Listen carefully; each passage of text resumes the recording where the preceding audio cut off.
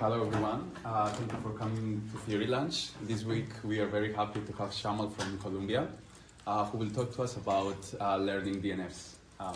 Thank you, Shyamal. Yeah, thanks for the introduction. I'll start out by saying that I think the talk's probably a little bit on the short run, so if you have questions, definitely don't hesitate to ask. Cool. So, I'm going to talk about faster exact learning, K-term DNFs, with membership and equivalence queries, and this is going to be joint work with Josh Ellman, Shyamal Patel, and Rocco Siredia. So to get started, let's just go ahead and define the model of learning that we're going to be working with. This is going to be the exact learning model, which was introduced by Littlestone and Engelin in the 80s. And some of you may be more familiar with this as the online mistake-bound model. Now, in this setting, there's going to be some hidden function f that we want to learn, and it's going to be promised to come from some nice class of functions. So you can think of this as being small circuits, decision trees, half spaces, whatever your favorite class of Boolean functions is. So it takes values from the cube, output 0, 1. In this talk, we'll mostly consider disjunctive normal forms, which I'll define in a second for you. But the way that this model is going to work is we're going to have a learning algorithm and a counterexample oracle. And at each step in the process, the learning algorithm is going to send a hypothesis to the counterexample oracle. So send some function, some Boolean function, and the counterexample oracle will then respond by saying, this is not equal to the target function, and here's a certificate that that's the case. In particular, we'll get some point where the counterexample oracle promises us that the value of the hidden function disagrees with the hypothesis that we sent. Okay, so then the learning algorithm goes off on its own, it thinks a little bit, it sends a new hypothesis, and maybe it's still wrong, so it's a new counterexample. And this process goes on for a while until eventually the learning algorithm sends a hypothesis, and the counterexample oracle says, this is exactly equal to the hidden function, you win the game. So now typically there's a few different ways that people study this model. So one thing that people are sometimes interested in is the number of mistakes you can learn for a class. For us, that's not going to be the quantity of interest. We're going to be interested in having a learning algorithm that is computationally efficient.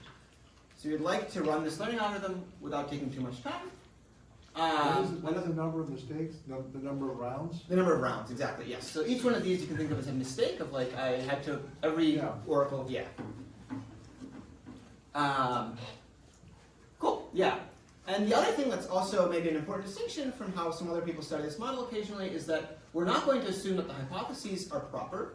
We're going to allow them to come from any, they can be any Boolean function. So I don't, even though my function f is promised to be, let's say, a half space or a decision tree, I don't require any of my hypotheses to be a half space or decision tree. And then the last notable thing is that these counterexamples can be adversarial. I don't have any control over them. They're just proving that I'm wrong. So when you when the hypothesis is not proper, you're sort of fishing for counterexample, right? Not necessarily. It turns out that can it be correct, right? If it's not. It can, yeah. So you can write a function in a different way, right? Like you could. I see. But how would you even specify the function that's going to have a table of size 2 to the n? So you want to give me an efficient way of computing the function. So like maybe instead of using a decision tree, I'll use a low degree polynomial. There's got to be some. It's got to come from some computationally or compact class. Yes, yeah. I'm wanting that to differ from the class that f has. Okay. Yeah. If you don't do this, there turns out to oftentimes be computational hardness for these types of things. Yeah. Good. Okay, so, and for those of you who are familiar with the PAC learning model, this is a strictly harder model, essentially. You can think of the distribution in the PAC learning model as giving us the counterexamples, and eventually we'll do a good job and we won't get any wrong examples anymore, and by that point we'll have a high accuracy hypothesis. Great. So we're actually going to be working on a slight modification of this model, which is we're also going to give ourselves access to so-called membership queries. And all this means is that we can also, in addition to getting these counterexamples, we're also going to have access to this so-called membership oracle, which lets us query this hidden function f. So I can ask, what's the value of y1, and get back the answer. And I can intermix these as well. So I can ask for some counterexamples, then I'll ask for the value of some of the points of the target function, and then I'll sort of make my hypothesis in this way. And there's a similar model in the pack learning framework of like pack learning with membership queries where I get to ask these questions as well. And again, this is sort of a strengthening of that model. And I guess I should also mention that it's relatively well studied, introduced by England, I guess, way back when. And there's been a variety of works on this. Yeah? If the membership oracle can give the value of the function at a point, then why does the learning algorithm have to like ask the oracle for A counterexample? Yeah. So like you could imagine that, so I need to be correct everywhere. And so maybe there's some small region where I'm incorrect. Okay. And I have no hope of finding it if I just get to ask questions because I don't even know where to look, right? Okay. So I might need to query like to the end things or something before I find it. Yeah. Cool. Does the model make sense to everyone? Oh, yeah. So what is the membership oracle sending back? Like, what are the other Y's? So it's like for the learning algorithm will ask what's the value of the function at this point y1, and it'll get back the value of y1. And then it can ask this for a bunch of different y's. So at every time it gets to pick some point, so maybe it picks yl in the last round, and it gets back the value of yl. I know why I asked it. You forgot to draw an arrow down on the For the- step. This is true, yeah. Yeah, does that make sense? Yeah. Cool, okay. Great. So now let's go ahead and meet, I guess, what will be the main character for us, which is going to be disjunctive normal forms. So these are just going to be ors of ands, essentially maybe the simplest class of circuits you can think of. We're going to refer to sort of a bit or its negation as a literal. And these ands are going to be terms. So this is the width of a term is the number of literals in that term. So this is a term of width 2. This over here would be a term of width 3. And this is going to be a 3-term DNF, because there are 3 terms. There's 3 handles there. Great. Sometimes I'll also probably mistakenly call this the size. It's the same thing. It's the size is the number of terms. So I'll use this interchangeably. Great. Okay. So the main motivation for the talk is going to be that we want to understand, given a k-term DNF, how quickly can we learn it? And this dates back to the introduction to pack learning, and beyond being of maybe historical interest, it's somewhat natural to want to be able to learn these classes. Going back to like the days of spam classification and things like this, like these seem like useful models even for things like this of, maybe I want to call an email spam if it has, Nigerian prints in it or a $sign and a typo. These things, it's a relatively basic thing that I'd like to be able to learn. And sort of maybe theoretically this is interesting because it's a first step in maybe a more broad goal of what types of circuits we can learn. We would like to learn, depth 3 AC0 circuits, or AC0 in general, without any distributional types of assumptions. So we know how to do this if you promise me that my distribution is, if you promise me something nice about maybe an underlying distribution where my data is coming from in the pack learning model. But in general, we don't know how to do this, and we also don't really know that it's hard. And so I guess it's sort of the frontier of where we do have algorithms. Good. So what's actually known about this question? So first off, information theoretically, this problem is very easy. You only need a polynomial number of equivalence queries in order to learn a k-term DNF. And this is just going to be by the halving algorithm, for those of you familiar with it. Essentially, you can go through sort of every DNF of length k and just output your answers according to the majority of the ones that are still correct. Of course, this is not going to be computationally efficient at all. This is going to run in exponential time, and so we're not going to like it for that reason. But notably also, we actually will not need any membership queries for this tactic. It's just equivalence queries. So information theoretically, this is a very doable task. But computationally, our bounds are much worse. In particular, for small k, k-term DNFs are known to be learnable with n times 2 to the k time. So this is sort of exponential in the number of terms. But notably, this is actually an improvement versus compared to if you do not give me the membership queries, where we actually only know n to the k. And for larger k, it turns out that k-term DNFs can be exact learned in time 2 to the n to the 1/3. Good. And so essentially for k bigger than n to the 1/3, this bottom result is going to be better, and for k small, this top result is the better result. Good. And there's a variety of approaches that I guess that all give these n times 2 to the k types of approaches, starting off with Blum and Rudich, and then a series of works after that. Which Blum is that? Opera. Yeah.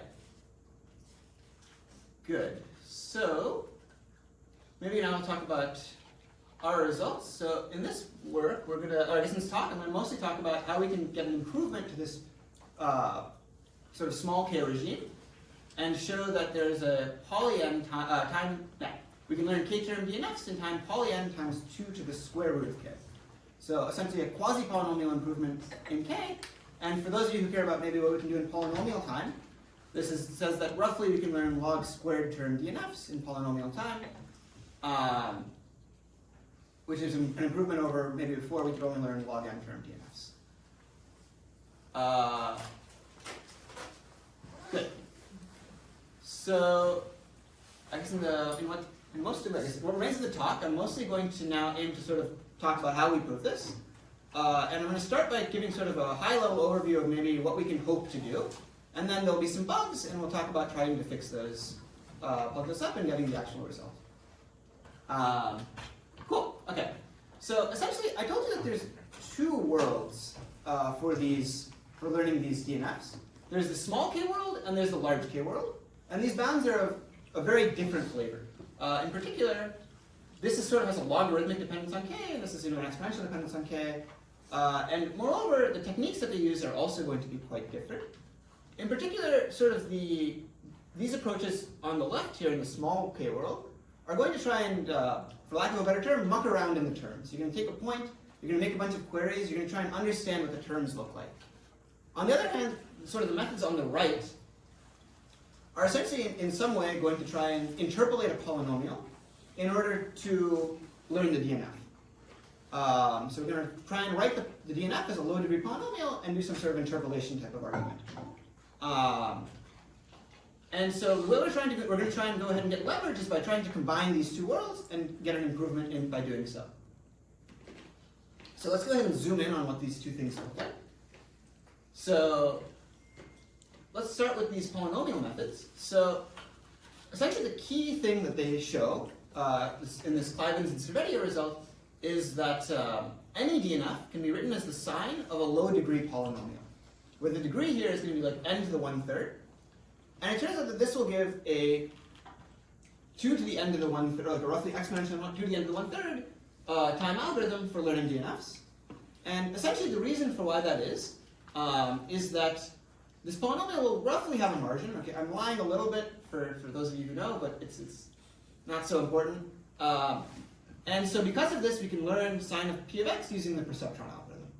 So for those of you who are familiar, the perceptron algorithm is just an algorithm to learn a half space in this mistake bound model if you're given a so-called margin.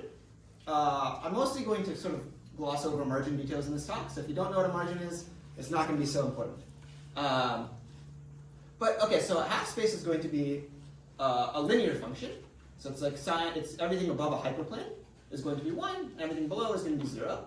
But I'm telling you can do sine of a polynomial. These are a little bit different. And the only thing is going to be sort of a standard trick to go from polynomials to half spaces, which is the following. We're going to take our vector, and we're going to go ahead and blow it up and work in a larger space. In particular, we're going to work over all degree at most d monomials. So I didn't show all the terms here. There's also going to be a degree 1 term. That's just x1. There'll be degree 2 terms, like x1 times x2. And there'll also be sort of up to these degree d terms. And now after I do this large feature expansion, I get this new vector. And now there is a half space for these new vectors that correctly separates the points. Namely, it's a linear function because I just used the coefficients of the polynomial. And now I'm exactly representing the polynomial. And so I've sort of blown up the space and reduced the problem to half space learning. And how long is this going to take? It's going to take roughly n to the O of d time, because I have to produce this feature vector here, which is going to be relatively expensive, and also it turns out that perceptron algorithm will make roughly that many mistakes as well, and need that many examples from the oracle. Good, does that make sense? Sorry, what is d here again? D is the degree of the polynomial. Okay. Sorry, so it's n to the 1/3. I see. So if you want to, yeah. Good. Okay, so this is a little unclear as well. This is not a degree D plus 1. This is like degree missing the. Okay, anyways, it's fine. It's a degree D monomial. Okay. Great. So, how do we prove that we can write the DNF as a low degree polynomial? Essentially, there's two tricks, but I'm going to zoom in on just one of them because only one of them will be useful for our purposes. Which is going to say that any k-term DNF, if you promise me that the terms have width at most L, so the terms aren't too long, then I can write it as a sign of a polynomial of degree square root of L. Yeah. On the previous slide, when you go into this like augmented space, Yes. you're gonna have to query some points that aren't of the form this, right? Yes. So crucially, how do you like evaluate the polynomial there? yeah. So crucially, this algorithm actually only is going to use the equivalence queries. So it's not going to make any membership queries. It'll never ask for what f of y is. It'll only get counterexamples.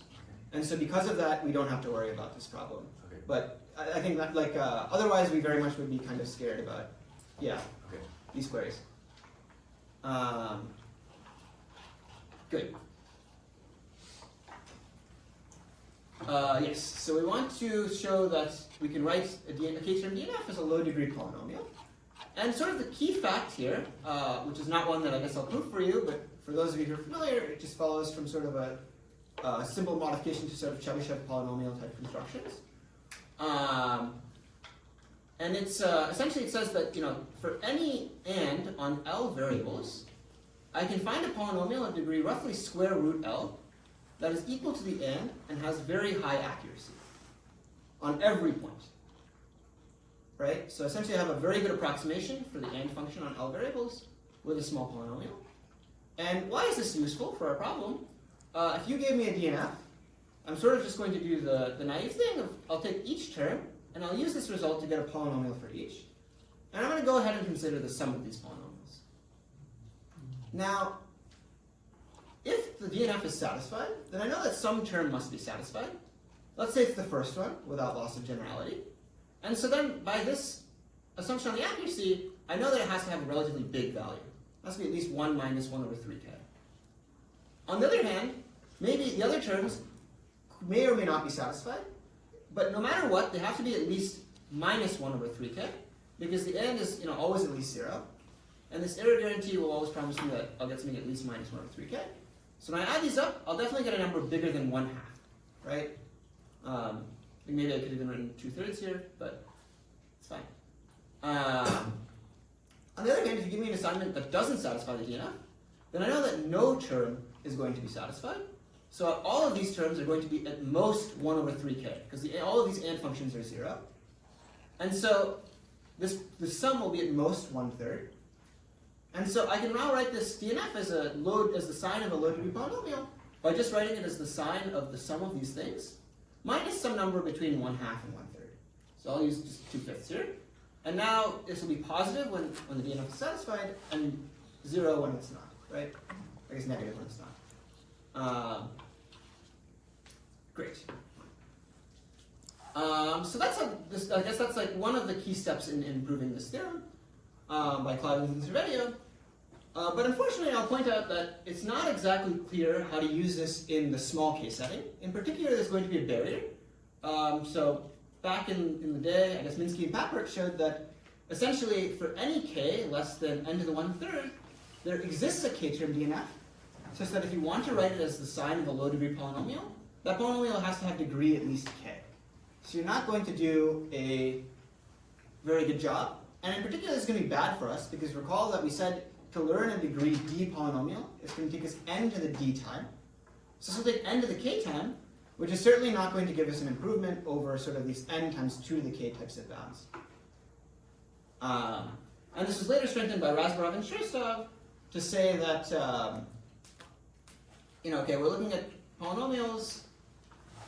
Maybe this isn't so important, but like here we have these monomials that we're expanding into.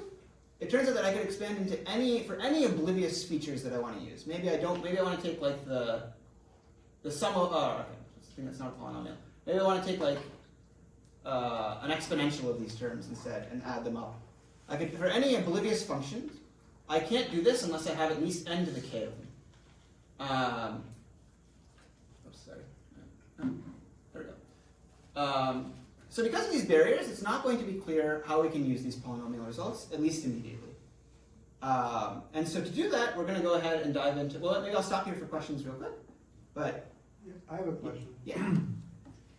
Could you go back to the slide that showed the polynomial? Mhm. Now, is this is this a concrete representation, the P1? Could you write it out for that specific F? Or, I mean, is it just some simple thing like x1 plus x2, x1 times x2 times 1 minus x3? I don't understand how you convert the function into a sum of polynomials. You're saying it's equivalent to that being close to 3/5 or something. Yeah, so I guess I'm saying that like I know that I can approximate an and with a low degree polynomial. I'm saying I'm taking that as a given. What is the L on the and? What does that mean? It's an and on L variables, I guess. So okay, so this should maybe be on all. Yeah, maybe it's a typo actually. It should be on all n variables, but it's only an and over the first L. So any and function on. Oh, actually no, sorry, that's correct. Any and function on. Maybe I don't need the L here. It's just extra parameterization. Any and function, as long as it only has L inputs, I can do with a root L degree polynomial. And this is like, I can write down the, I mean, I can't physically write them down on the board because I don't know them off the top of my head, but like I can explicitly write down this construction. Okay, I see. Yeah. You're appealing to that work where they work this all out. Yes. Okay. Yeah. So I'm saying that like given this fact, then you can sort of do what you want with the DNF by essentially replacing each term And with why is transforming into this polynomial, why is that allow you to solve the problem then? Is it yeah, so if you have a low degree polynomial, so like I claim that this would give you a 2 to the root n time algorithm for arbitrary DNFs, because what do we have? We have that the widths of terms are at most n to the 2/3, or at most n. So this will give me, this will say that there's a polynomial of degree root n that is equal to my DNF. And because of that, by the previous slide, I can learn it as a half space in time like n to the root n. Yeah.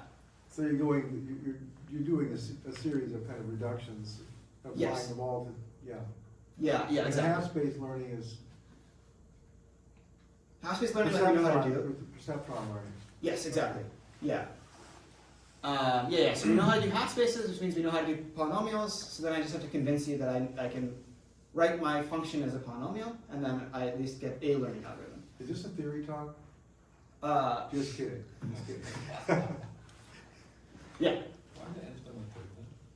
Yes. So it turns out there's this second trick that I mentioned, which essentially is like a length reduction trick, which lets you get the terms down to length n to the 2/3 instead of n to the 1/3. But I don't know how to get that to port over to the small k regime, so I didn't talk about it too much. Yeah.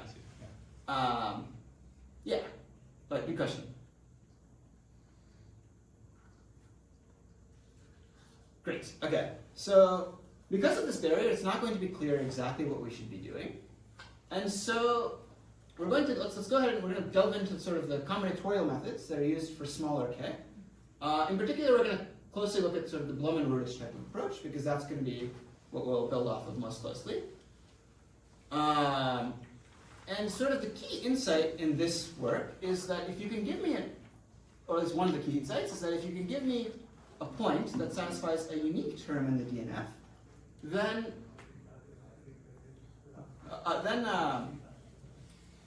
I claim that this is going to be useful. So let's say you give me this point y, and it satisfies this term t uniquely, right? This is not x1 and x2. I'm going to go ahead and try to, and I promise you it's a satisfying assignment, good. I'm going to go ahead and try and flip all of the bits in the hopes of going from a satisfying assignment to an unsatisfying assignment. And what is this telling me? I claim that if I can do this, let's say if when I flip the second bit, I get a unsatisfying assignment, I claim that I conclude that x2 is in the term t. Because if the literal x2 is not in this term, then when I flipped it, I would still satisfy that term. And so it must be the case that I can conclude that x2 is in that term. And in this way, I can sort of recover what I'll call a subterm. I can recover some of the literals that are in this term t. So if I think of the term as being sort of like a bag of literals, I'm getting some subset of that. Of course, this statement might not be meaningful as I've said it right now, because that could be an empty subset, and then I haven't really told you anything useful. But this is sort of the starting point. And sort of the idea is now that this will not be empty. In fact, it'll include everything except for k minus 1 literals in the term t. And why is this? Essentially, what's the bad thing that can happen? The bad thing that can happen is I'm looking at a bit, and it's in this term t. So when I flip it, I definitely don't satisfy t anymore, but I might satisfy some new term, right? So let's try and think about what that new term could look like. Well, I'll tell you what it can't look like. It certainly cannot be the case that that term has 2 bits that are set to the wrong value. Because if it has 2 bits that are set to the wrong value, when I flip this one, I'm not going to fix the other one, and so I still won't satisfy a term like this t11 here. So it must be the case that any term when I flip it and I satisfy a new term only had one thing set to the wrong value. So for instance, maybe this t12 had everything right except for this second bit. But now I claim that I'm pretty happy in this situation, because how many bits can be hidden in this way? At most k minus 1. Because there's only k minus 1 terms, and each one can only hide 1 bit, right? It can hide the bit that needed to be flipped in order for it to be satisfied. And so because of this, I will in fact recover all but k minus 1 literals from this term. Does that make sense? Great. So now, in some sense, I want to treat this as like limiting the width of the DNF, and I would like to learn using a smaller polynomial by using these subterms. So what's the high-level approach that I maybe want to have in mind here? For each term in the DNF, I'm going to want to find a point y that's going to uniquely satisfy that term. And I want to do this so that I can find these subterms, a la the Blum and Rudich. And how am I going to use these now? I'm going to use these to say that morally my DNF only has width k, because I have a subterm and it's only missing k literals. So I should really think of this as being a with k DNF. And in fact, I can make this formal. I can say that if I look at sort of a feature expanded space where I'm allowed to have a polynomial, not only over the variables in the inputs, but also over the these subterms that I found, then I can use a degree square root k polynomial. So for example, maybe I have this term x1 to xn. And I found some subterms, so I got rid of most of the things, but there could still be k things left over. But now I can use my polynomial from before. This is an and of at most k variables, so I can write it as a roughly degree root k polynomial, and I'm adding a degree 1 to that. So I can roughly use a degree square root k polynomial now in order to represent my function, as long as I can find these extra features to add on. Does that make sense as a high-level approach? Good.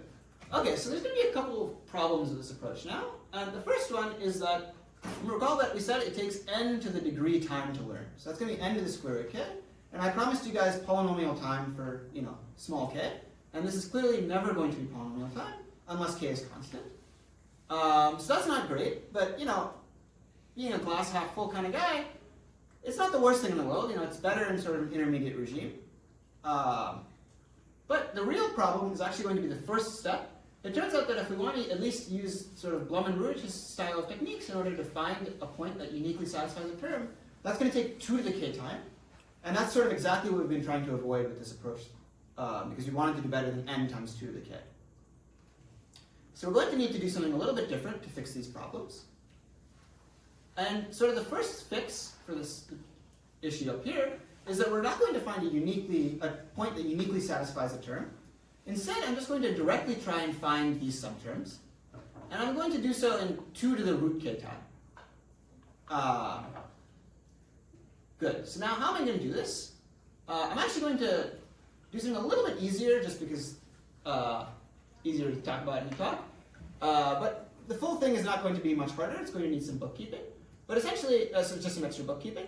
essentially all I want to do is, if you give me a satisfying assignment, and it satisfies, let's say, some term, let's say it's the first one, I want to output a long list of terms such that one of them is a subterm for something that y satisfied.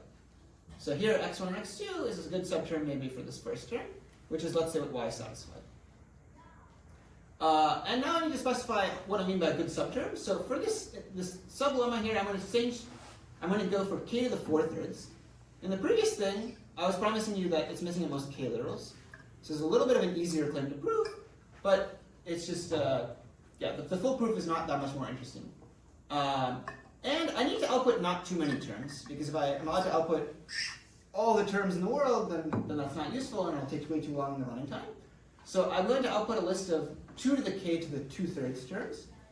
And again, in the actual full case, I'll need to make this 2 to the root n, but we're going to focus on this version instead. Good, okay, does the goal make sense here?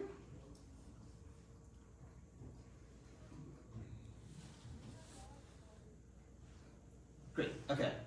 So, how are we going to do this? Well, I'm going to do this by sort of trying to follow a similar approach to the Blum and Rudich type of argument. In particular, I want to just see what I can get by just flipping bits, right? So I'm going to make the same sort of argument as before, where I'm going to try and flip. I'm going to take a satisfying assignment, try and flip all the bits, and see if I can get an unsatisfying assignment. And if I do, similar to as before, I can conclude that every term that y satisfies has the literal x2, let's say. If when I flip x2, I get an unsatisfying assignment. And this is just going to be by the same logic as before. If some term that y satisfied doesn't have x2, then I would still be a satisfying assignment here, and so I still have, and so I wouldn't be, that violates that it's an unsatisfying assignment. Good, so I sort of can find terms in the intersection of all the terms that I satisfy. And of course, now the natural question to ask is just, will I find all of them? And the answer here is going to be no, essentially for the same reason that it was before. You could give me a point y, and it might satisfy this term t1 here. So not x, it satisfies t1, and it doesn't satisfy t2 because x1 is set to the wrong value. But I'm not going to find out that x1 is in the term, because namely when I try and flip it, I'll satisfy t2. So it's the same annoyance as before, it's just from terms that are almost satisfied. And I'm exactly going to fix it in the same way. So just as a flashback, each term is only going to be able to hide one bit, or hide one index. And so the claim is that, again, as before, I'll recover all but at most k minus 1 of the common literals. So if every term that y satisfies has some literal, then I'll recover all but k minus 1 of these. Cool. Does that make sense? Yeah. But I think we're missing some important context here. So how do you know that one term is satisfied by a given assignment? We do not. Yeah, so the y here for us could satisfy many terms. It just needs to be satisfying at least one. Okay. And that I can check by just querying the function, or even just getting the late. Yeah. Oh, okay. Yeah. So like you're never given even for the Blum and Rudich type of approach, I never know that I satisfy a unique term. But it turns out that if you give me a point, I can do a bunch of operations to it in order to find another point y prime that will satisfy a unique term. Or maybe I'll put a list such that one of them will, yeah. Good. Great, so I recover most of these common literals. But of course, this isn't going to be enough for me to actually figure something out, because in the general case, this could fail to produce a good subterm, because I could just satisfy 2 disjoint terms, right? So in this case, no matter what bit I flip, I will always satisfy at least one term, and so my subterm will be empty. I will not learn anything useful here. Good. So, how are we going to fix this? We're going to just do this, but we're just going to try and flip bits in order to satisfy fewer terms. The problem is that we satisfied too many things, and so I'm going to try and flip some bits in order to decrease the number of terms that we satisfy. And again, this is a similar thing to what was done by Blum and Rudich, although we're going to do it in a different way with a different analysis. Good. So, how are we going to do this now? All we're going to do is I'm just going to go through the indices in a random order, and I'm going to try and flip them. And my goal is to decrease the number of terms that I satisfy without becoming an unsatisfying assignment. And so what's going to happen, maybe pictorially, maybe I look at the first bit first in my random order. Arguably not the best choice, but that's fine. So in this case, I want to try and see if I can flip this and still be satisfying. And I can see that I will not be, because I won't satisfy T1, I won't satisfy T2, and T3 is not satisfied. So I will not flip this bit, but irregardless of whether I flip or not, I will generate the subterm by trying to flip in the same way that I was doing before, of trying to flip each bit and seeing what subterm I can recover. Next, maybe I consider the fifth bit in my random ordering. And here, none of these terms depend on the fifth bit, so I can definitely flip it. And I will flip it, and then I'll run my subterm thing. And then maybe I'll consider the fourth bit. I can flip the fourth bit because I'll satisfy it, even though I won't satisfy T1 and T2 anymore, or I won't satisfy T2 anymore, I will satisfy T3, I guess I'll still satisfy T1 as well. So I will flip that as well. And then again, I'll try and generate the subterm in the same way that I was doing before. So this is sort of going to be the random process that we're going to try and use here. And good. So let's go ahead and take a closer look, but before I do that, maybe I'll pause for questions real quick. Okay, good. So, how are we going to analyze this? Well, there's really going to be, we're going to look at a few different types of indices. So first, there's going to be indices that are sort of common literals. So like, this means, like, if these are in every term, then, so like, this is the corresponding literal for the first bit, which would be not x1, is going to be in every term that y satisfies. That's going to be one type of index. Another type of index are sort of the, what I'll call the dangerous indices. These are the ones that when I flip them, I satisfy a new term. And the last type of indices are just sort of the rest. There's sort of two types here. There's ones that are totally irrelevant, no term uses them. I'm going to ignore those. They are not going to be particularly important. Whether I flip them or not, it doesn't change anything. And the other thing to note now is that if when I run my corresponding, when I try and find a subterm with my procedure from before, I fail, then there must be terms that have a lot of indices in this last section, right?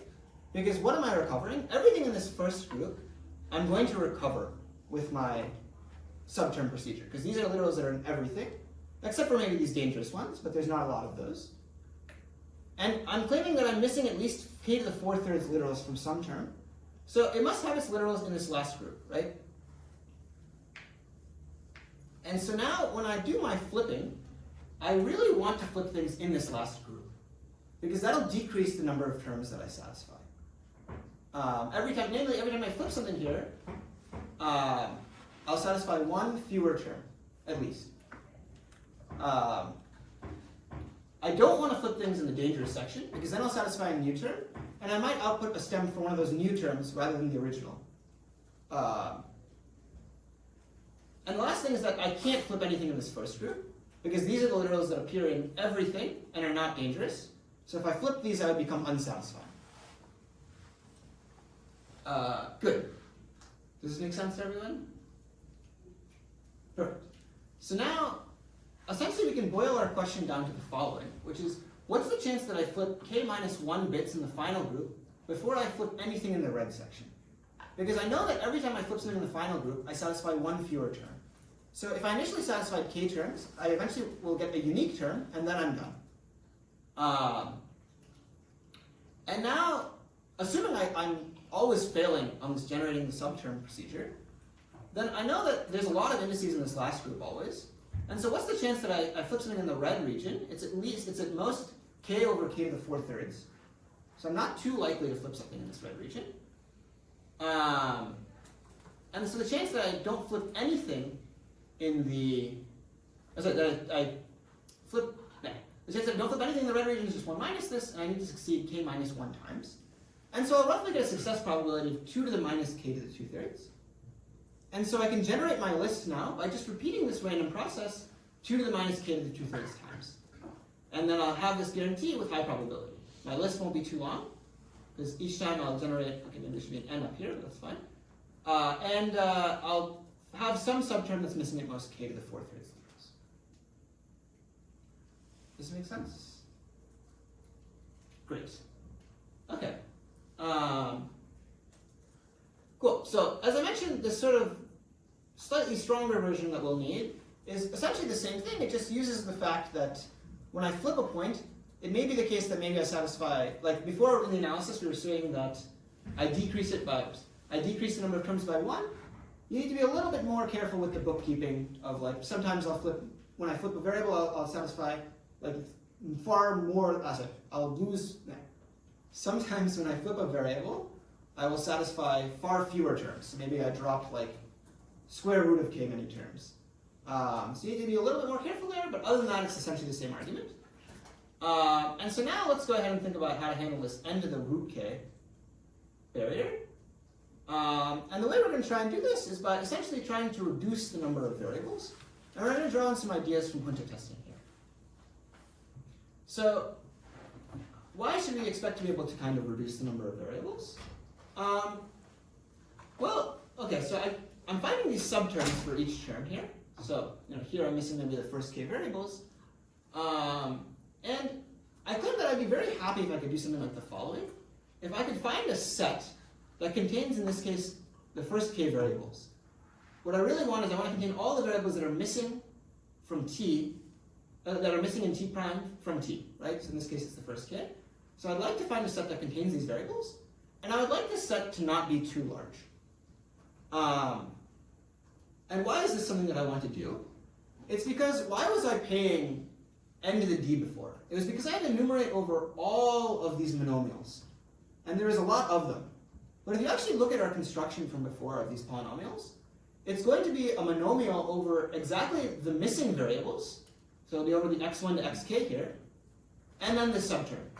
So if I could find these variables, I could save a lot on the number of monomials. In particular, I could just enumerate over the set R, over all degree d, where d is root k here, monomials over the set R, which is only of size poly k. And then I have to pay for each, I do this for each stem. So I need to promise you that there's not too many stems. But if there's like 2 to the root k stems, then this will end up giving us the roughly k to the root k type of monomials, which is something we can actually afford. Does that make sense to everyone? Well, this is sufficient? Cool. Okay. So, how are we going to do this? For simplicity, I'm going to consider the empty stem. It turns out to be not so important whether there's something in the stem or something not in the stem. I'll sort of just do an appropriate restriction of my function. I'll fix some of the bits so the stem is always satisfied. And so I can essentially just think about the empty stem case. And to start off, if we had we can imagine sort of like a perfect world where every term has at most k literals, right? And really my task here is to just identify what all of these k-squared literals are, right? What are the k-squared variables that matter? I'm promising you, in this case, because there's only k terms and each of them only have roughly k literals, I have a function that only depends on k-squared many variables, which is a very structured function, so I should be able to hope to take advantage of that. And essentially we're going to draw on an idea from junta testing, which is just that if you can give me 2 points that disagree, then I can find an index such that, and a point, such that when I flip that index, I change the value of the function. And essentially this index I here has to be one of the relevant coordinates. So I can sort of try and hope to recover the indices in these short terms by using this procedure. And the idea for how to do this procedure is relatively simple. It's just a binary search type of idea. So you're giving me a point x and y that disagree. And I'm going to create a new point w by copying over the points where the coordinates where they agree. And then the first half of disagreements I'll take from x. And the second half of disagreements I'll take from y. Then I'll go ahead and query the value of f of w. And let's say it's equal to f of y. It must be equal to one of the two, since it's a Boolean function and they disagree. And so if it's equal to f of w, then I can now, If it's equal to f of y, then I can now recurse on x and w, and I've halved the distance between x and w as compared to x and y, right? They agree on more of their entries. And so I just repeat this roughly log n times, and I'll find this string z, and an index I that I can flip in order to find one of these relevant variables. Good. So now, we can make a more general observation, which is that if I have some set of relevant variables, so some variables that are already determined are relevant, and I find two strings that agree on these relevant variables, but disagree outside, but f of x is not equal to f of y, then this same procedure will actually find an index that's not in R. So I'll find a new relevant coordinate. And why is that? I mean, it's essentially by construction, the way we set this up, if a bit agrees between x and y, I'll never output that as the index, because that'll always be the same in W. And so I'll recover a new index, and I'll be able to extend my set of relevant indexes. Good. So in some sense, in the k-squared case, I'm quite happy, because I will be able to recover whenever essentially you're trying to tell me that I do not have the correct set of relevant variables, I'm able to expand my set of relevant variables, and I will, I don't have to worry about adding too many variables because there's at most k-squared of them. So I'm very happy. But in general, I very much do need to worry about adding too many variables, because I could have very long terms. You can imagine I have x1 all the way up to xn, and now I need to prove to you that I'm not going to add all n variables. Good.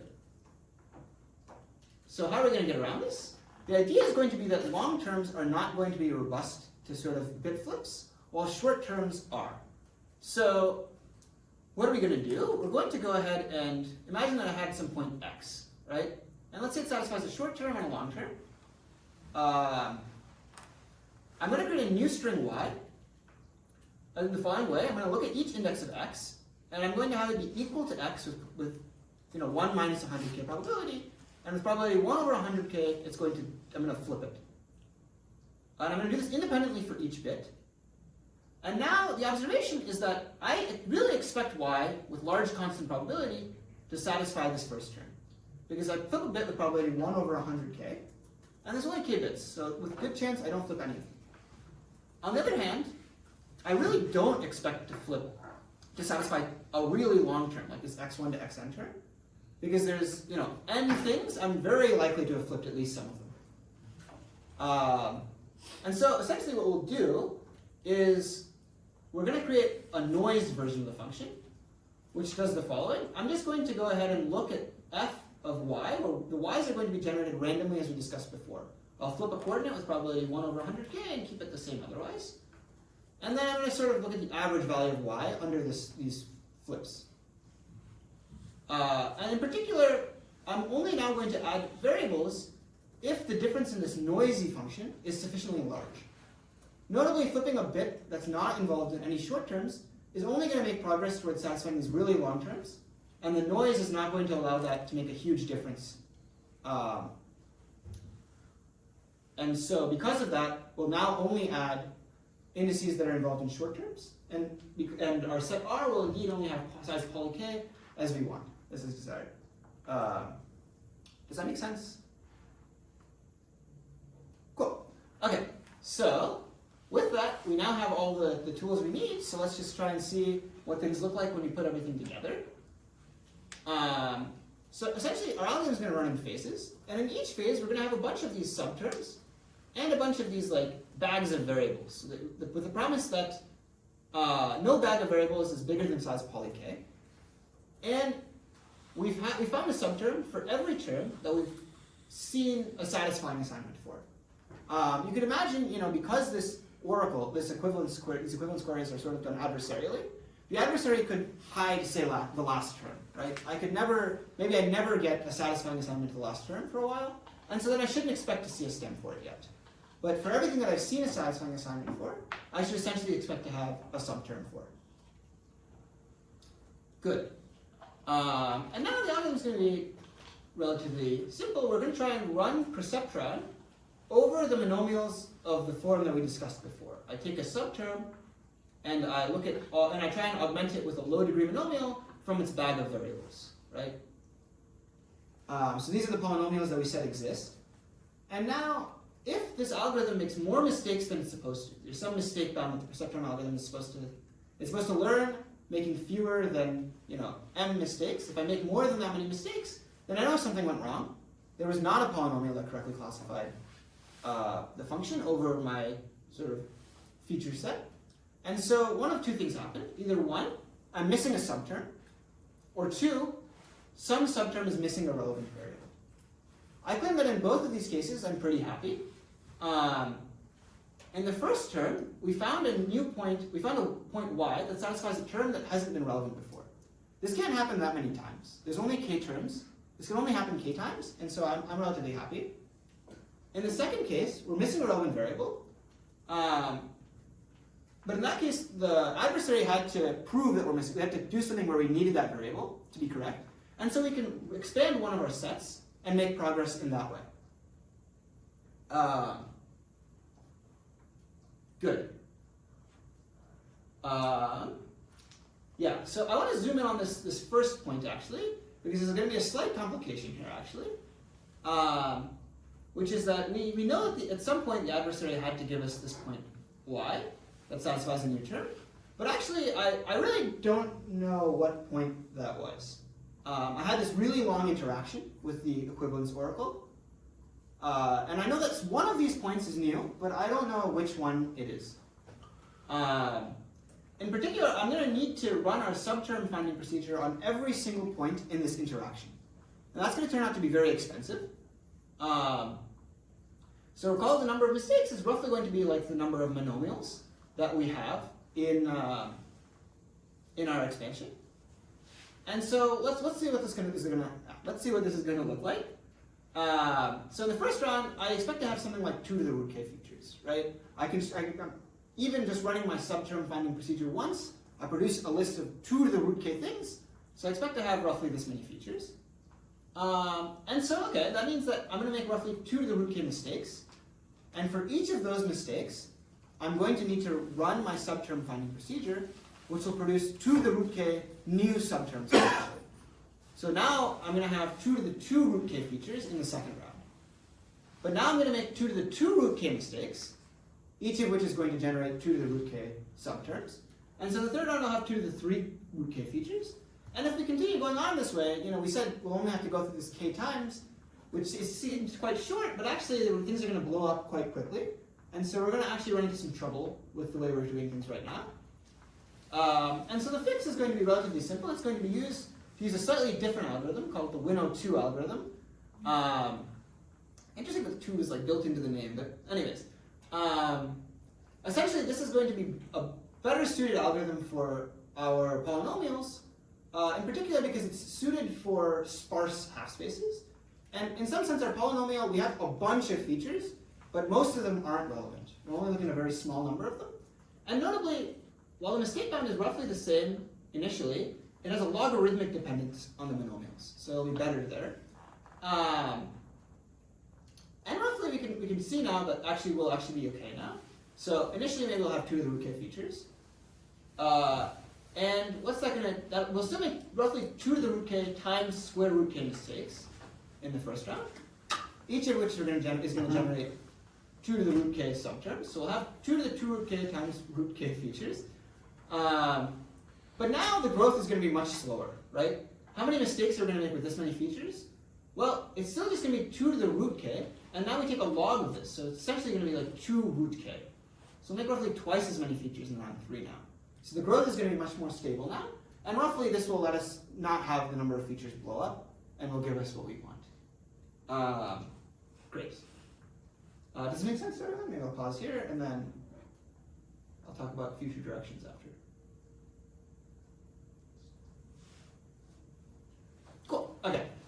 So, future directions. The first question is maybe like a somewhat natural one. Just, are there faster algorithms for this problem? So you could hope to maybe do something like 2 to the k to the 1/3, which would be kind of nice. In particular, I mentioned that there's this other trick that's used in the large k regime that lets you do better. It would be interesting if there's a way to sort of get that to work in this setting. Good. So a second question is without membership queries. If you only have access to these equivalence queries, can you do better than n to the k? So this bound is like, I guess, long-standing for a while from like I think the original Valiant paper on pack learning. It would be interesting if you could improve that. And also, maybe more generally, it would at least separate this problem in the small k setting from learning an intersection of things like low weight half spaces. Good. And then the last question is sort of a little bit more open-ended, which is essentially, we mentioned these barriers, I guess back at the beginning of the talk, of sort of saying that there's no low degree polynomial that works to, you cannot write a DNF as a low degree polynomial in general. And we were able to sort of circumvent these using an adaptive feature expansion. It turns out that these barriers are sort of pretty widespread throughout learning theory, and so it's interesting to understand when we can circumvent these and whether adaptive feature expansion type of techniques can be used more generally to get around these bounds. And I think that's all I have. Thanks.